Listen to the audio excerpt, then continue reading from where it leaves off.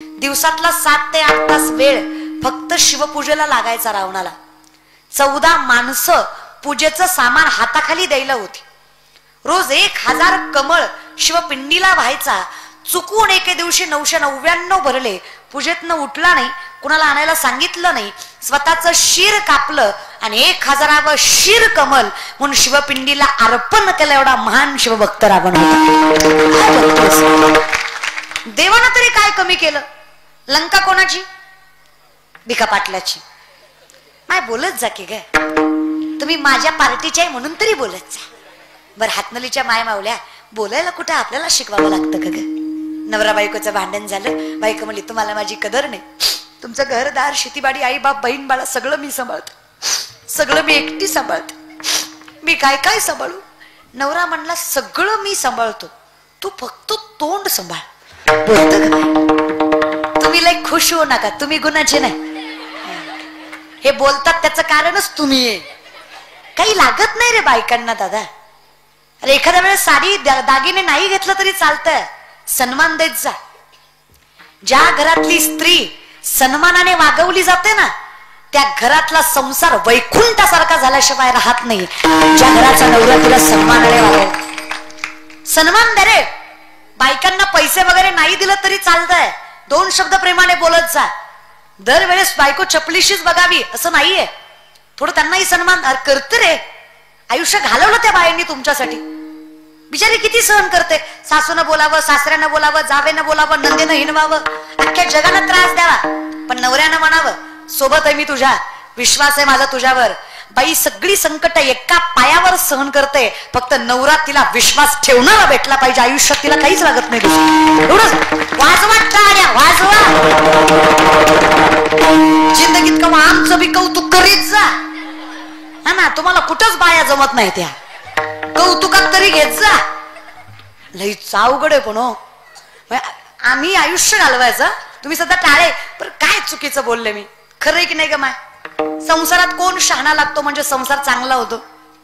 माय अगं माझं झालं नाही म्हणून तुम्हाला विचारते.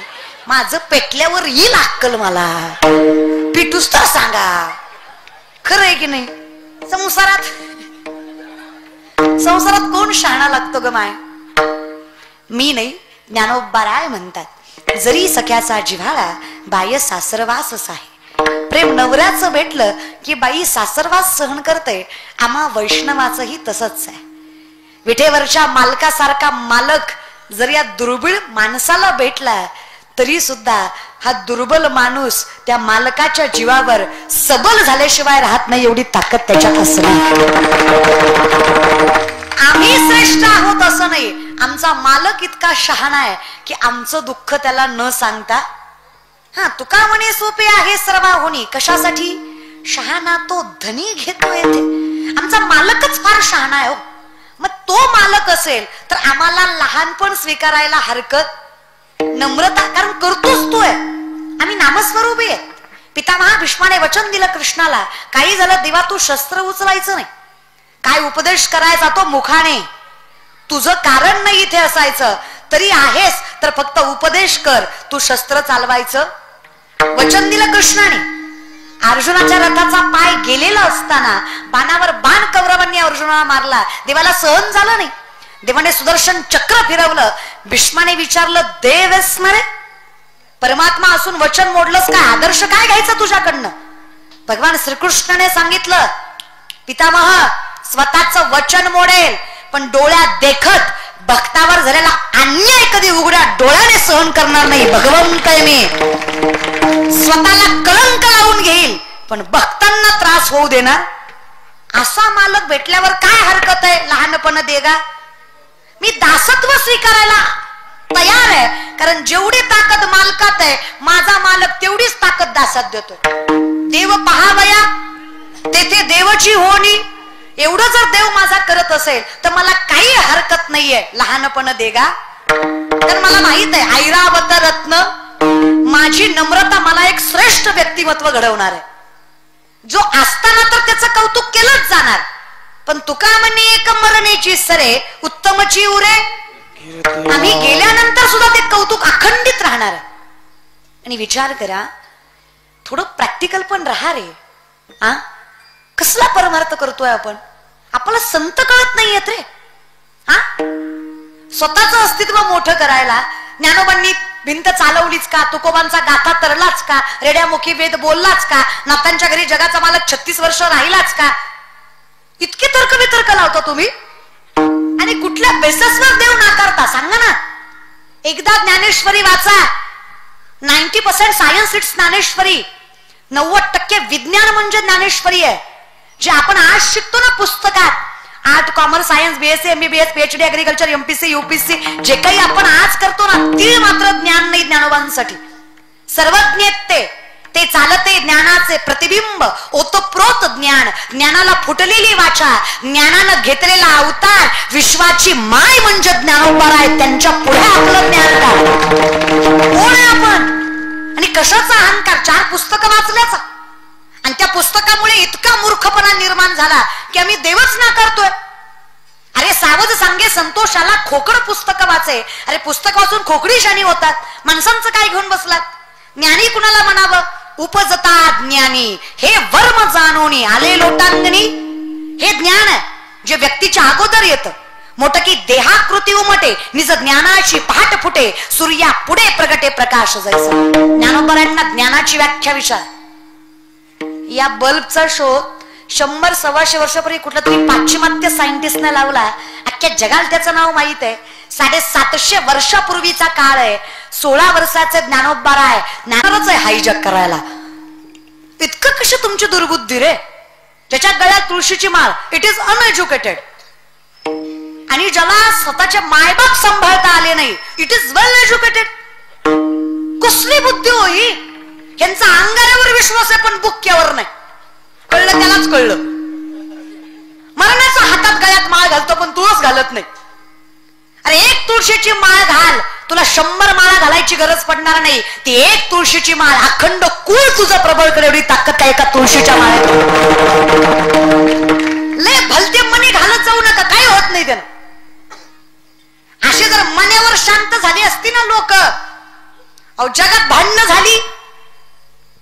कुठे लॉजिक लावताय? कसं 10 दिवस गणपती बुडवताना बाबूराव कशाला बसवतोस? नको ना बसू. देव म्हणलाय का तुला बसव बिसव म्हणून? मग गप बस. नाही जमत आहे ना, नवरात्राचे उपवास, दसऱ्या दिवशी बोकड, देवी कुपती म्हण पोत्यात घालून हल्ला पाहिजे राव सांगणारा. कसलं लॉजिक आहे मला सांगा बरं एकदा हे. नाकाच्या शेंड्यापासून टकल्यापर्यंत गंध, बापाच्या कमरेत लाता, देव भेटला नाही, तू बाप ठोकला. वीट येतो रे, वीट विचारांचा.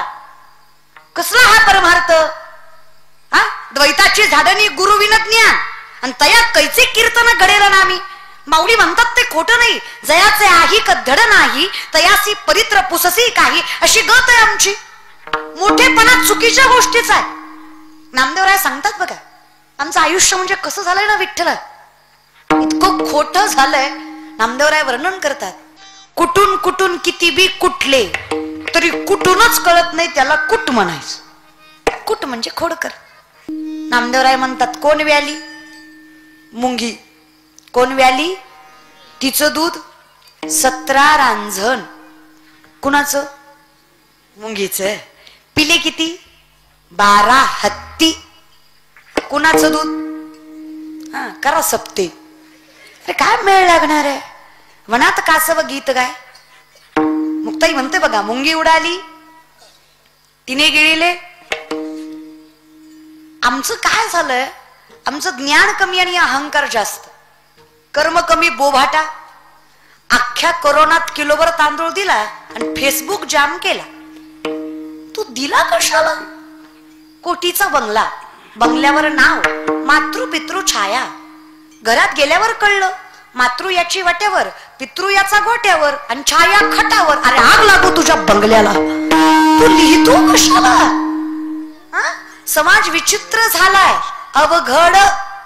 सगळेच आपण परमार्थ शिकतोय. आपण काय कळणार आहे आपल्याला? अरे आपली परिस्थिती इतकी बेकार आहे. यहाँ कोई मरे वोटों के लिए तो कोई मरे नोटों के लिए. यहाँ कोई मरे वोटों के लिए तो कोई मरे नोटों के लिए, भगत सिंह सुखदेव भी सोचते होंगे हम भी मरे किन हरामजादों के लिए. मेलो तरी कुणासाठी बाबा? ज्यांच्यासाठी मेलो त्यांना कदर आहे. आम्हाला बघतो माझी गाडी, माझी माडी, माझी दाढी, माझी बॉडी, माझ्याच बायकोची गलगल साडी. बस तिकडे देशाची दाढी जळू दे रे, माझी पिढी पेटू दे. काय देव करणार आहे तुम्हा आम्हाला? अरे आम्ही 15 ऑगस्ट 26 जानेवारी हॉलिडे म्हणून साजरा करतो. अरे ज्याला मातीची किंमत नाही त्याला नात्यांची काय राहणार आहे?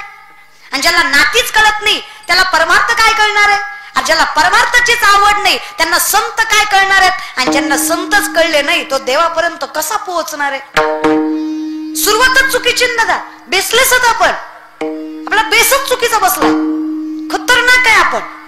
आलंय अवघड आहे. अहो 15 ऑगस्ट 26 जानेवारी तिरंगा सरपंचाच्या हाताने फडकवायला गेले. सरपंचाला कळलंच नाही कुठली दोरी वाढावी.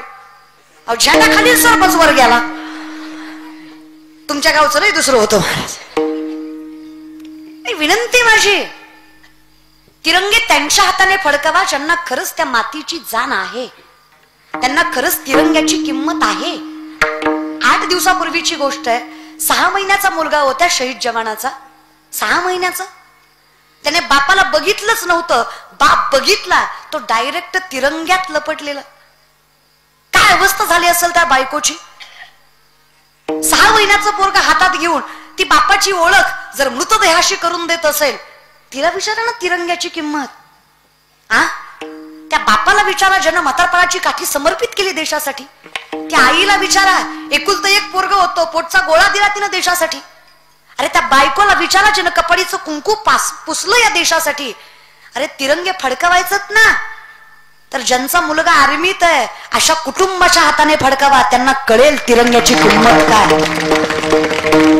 कोणाच्याही हाताने फडकवू नका रे. उगा तो सत्ताधीश आहे, तो खुर्चीवर आहे किंवा त्याच्याकडे पैसा जास्त आहे म्हणून त्याच्या हाताने तिरंगा फडकवायचा. जाण कळती का तुम्हाला? जाण जाणच नाहीये. तुका म्हणे जाण. कोण आहेस तू? तुझ्या आयुष्यावर तुझा अधिकार आहे का?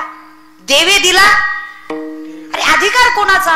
अहम वैश्वानरो भूत्वा प्राणिनाम देहमाश्रित प्राणापान समायुक्त पच्चामिन्यम चतुर्विधम. चालवणं बोलवणं सोड रे अर्जुना. सूक्ष्मता लक्षात घे. तुझं अन्न पचवणारा जठरामधला अग्नी सुद्धा मी आहे. पंचमहाभूत मी, अनुरेणू मी, सुरुवात मी, शेवट मी, अनंत काल मी, वेड्यात तू ही मीच. जर हेच तुला कळत नसेल काय तुझा परमार्थ कारणी लागणार आहे? जाण ठेव की हे सगळं कोणामुळे आहे. तुकोबाराय जाण ठेवतात. अधिकार एवढा आहे जगद्गुरूंचा. ज्या मातीवर तुकोबा चालतात ती माती विठ्ठल विठ्ठल म्हणते. ज्या दगडाला हात लावतात तो दगड पांडुरंग होतो. ज्या माणसाकडे बघावं तो माणूस विठ्ठलमय होतो. तुकोबाराय कीर्तन करायला लागले ना, मृत झालेला मुलगा उभा राहून टाळी वाजवत एवढं सामर्थ्य ज्यांच्या शब्दात होतं त्यांना जगद्गुरु तुकोबाराय म्हणतात. ते तुकोबाराय म्हणतात. तुका म्हणे मज बोलविता देव आपुलिया बळे नाही मी बोलत सखा कृपावंत वाचा त्याची. साळुंकी मंजुळ बोलत सेवानी शिकविता धनी वेगळाच. जगाच्या मालकाचं सानिध्य हवं असेल तर कुठल्या गोष्टीचा त्याग करावा लागतो याचं चिंतन करणारा. तसं वैष्णवाचा मागणं हा नियम नाहीच आहे. कारण वैष्णव म्हणावं जिथे जगाच्या मालकाला न सांगता कळावं. आणि एवढी ताकद असल्यामुळे काही मागायची गरज पडत नाही. पण त्रिपुटी साजली की मागणं पूर्ण होतं. उपास्य, उपासक आणि उपासना. उपास्य ज्याच्याकडे मागितलंय, उपासक ज्याने मागितलंय, आणि उपासना ज्या साधनेवर मागितलंय. योग साधना आहे, नाम साधना आहे, भक्ती साधना आहे. नेमकं कुठल्या साधनावर मागितलंय ही ताकद म्हणजे उपासना. देणाराही तेवढाच सामर्थ्यवंत असावा, मागणाऱ्याचा सुद्धा देणाऱ्याकडं अधिकार असावा, आणि तिसरं सगळ्यात महत्वाचं मागणं योग्य असावं. कारण कसं असतं, देणारा योग्य नसेल तर घेणाऱ्याला त्याचं पुण्य मिळत.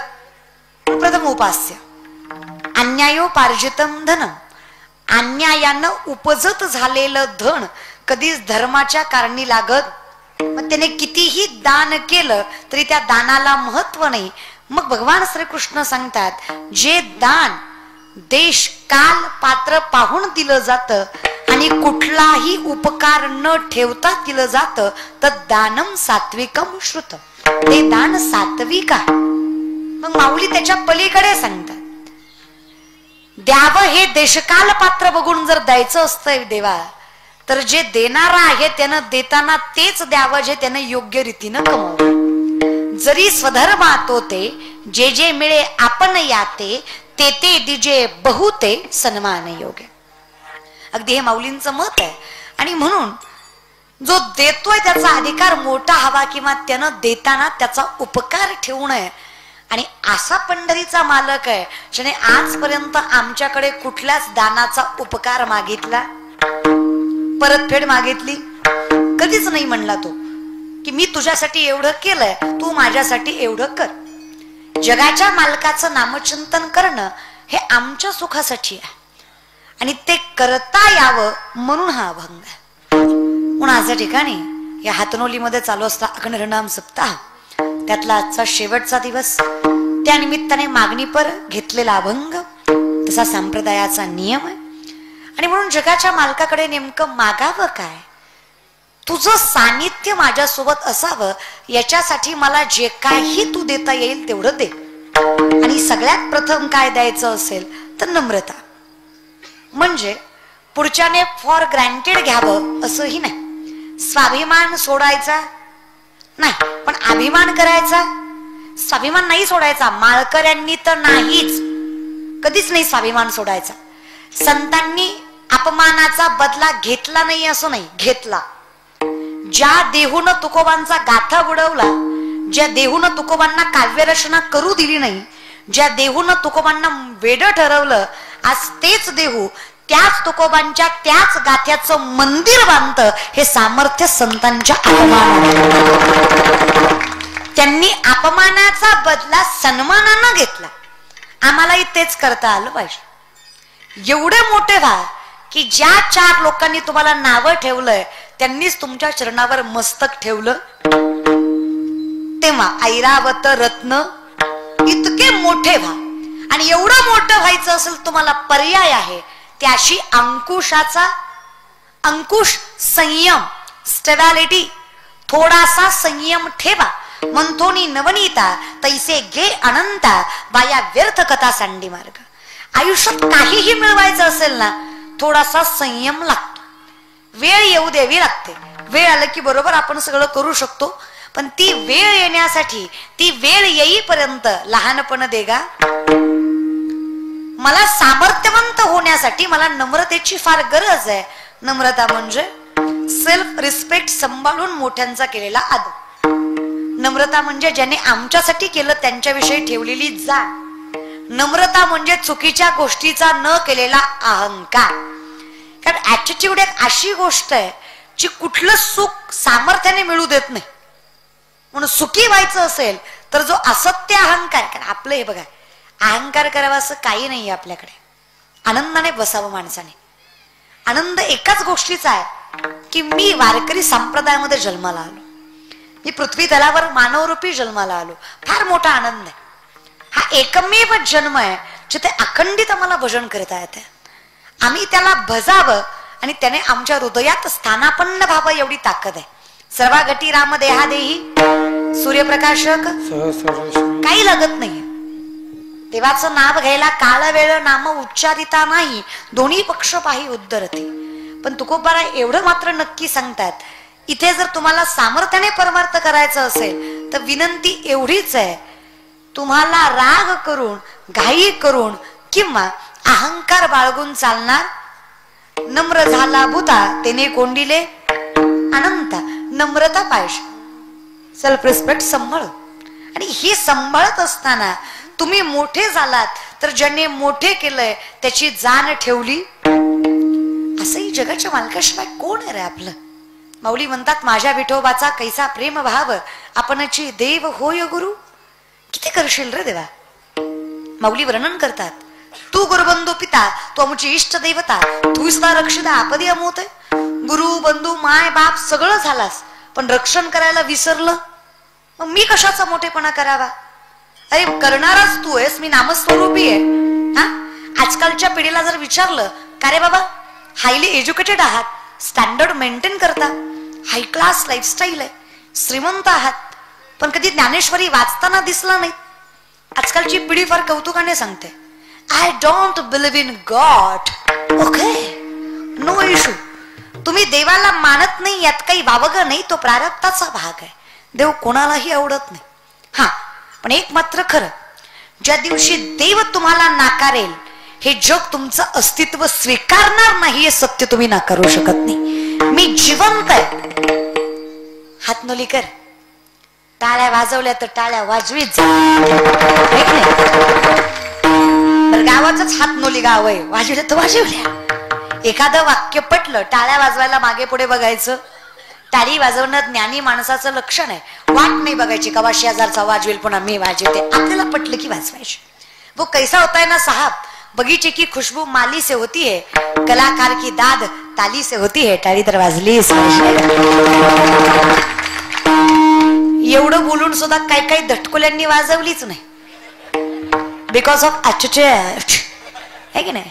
त्याला महाराजाची जिरवायची. तो कीर्तन झाल्यावर म्हणणार, लय पोरगी बोंबलत होती, आपल्याला ज्ञान शिकवत होती, येड्यात काढीत होती, अख्खा मंडप ऐकत होता, पट्ट्या निस्ता बसला होता, काय करायचं ते करणं. काही नाही रे दादा, हेच तर सांगते. हा जो ॲरोगन्स आहे हा चुकीचा आहे, काही तत्व नाहीये त्याच्यात. 7 कोटी घरं सोन्याची होती रावणाची. किती? 7 कोटी. हा माऊली नोट जोक, विनोद नाही आहे. तुलसी रामायणामध्ये वर्णन आहे, रावणाच्या एका घराची एक चौकट 2250 किलोची आहे बर का. धोंड्याचा महिना, अर्धा तोळा घातला गेल्या वर्षी सासऱ्याने, तरी बायको महिनाभर स्टेटस ठेवत होती, लाडाचा जावई गेला सासरवाडीला. महिनाभर अर्ध्या तोळ्यावर ही लायकी आपली. 2250 किलो रे एक चौकट. सोपं सांगू का, रावणाची एक चौकट विकली तर 35 वेळा आमदार होता येते. किती वेळा? 35. अशी एक चौकट नव्हती त्याच्याकडं, 7 कोटी चौकटी होत्या. कारण घर किती होती? 7. मी फक्त चौकटीचा हिशोब लावलाय, बाकी तुम्ही बघा. 80,000 बायका, 1 लाख पोरं, 1.25 लाख नातू, फक्त घरातलं मतदान एवढं होतं. विचार करा ना. आणि ते पाहुणे रावळेच घ्या. 80,000 बायकाचे आई बाप, 1,60,000 म्हणू नका. ज्याच्या एकट्या जावयानं 80 केल्या, त्याचा सासरा गुणाचा असन का? ते 2-4 तरी करील की महाराज, जावयाकडे बघून तरी. काय ताकद त्याच्याकडं. 3दा कैलास हलवला माऊली. कितीदा? मनुष्यबळ सांगितलं, धनबळ सांगितलं, आता भक्तिबळ बघा. ताकद सांगायला गेली तर 3दा कैलास हलवला. भक्ती सांगायला गेलात तर रावणासारखा शिवभक्त आजपर्यंत झाला. द नाव मुमेंट, आत्ताच्या क्षणापर्यंत सगळ्यात मोठे शिवभक्त रावण आहेत. नाथ बाबा, नाथ रामायणामध्ये वर्णन करतात, धन्य भाग्य रावणाचे दास झाले शंकराचे.